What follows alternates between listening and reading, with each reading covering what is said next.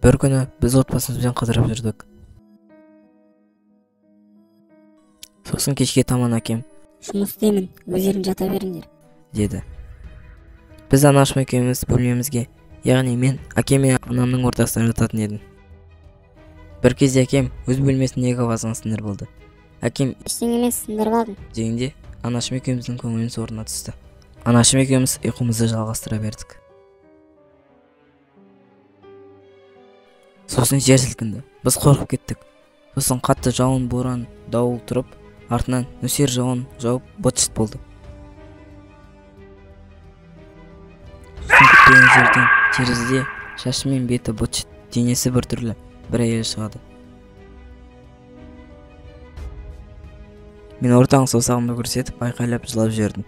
Анашым маған не болды деп сұрағанда, әлгі қыз жоқ болып кетті. Менің тілім байланып қалды. Әрине, андай жағдайдан кейін дым айта алмай қаласың. Сосын мен әкешімді іздеуге бардым. Әкешім деп істік айқайлап жібергенде, «Ау, балам!» деген жуан дауыс шықты. Мен кабинеттің дәл алдында тұрдым. Және есіктен ғана ашқанда, менің дәл алдымда шайтан тұрды. Және біздің үйдің ішін бәрі жын шайтанға қаптап кетіпті. Достар, бұл менің ең бірінші анимациям, сондықтан жаман шықса кешірім сұраймын.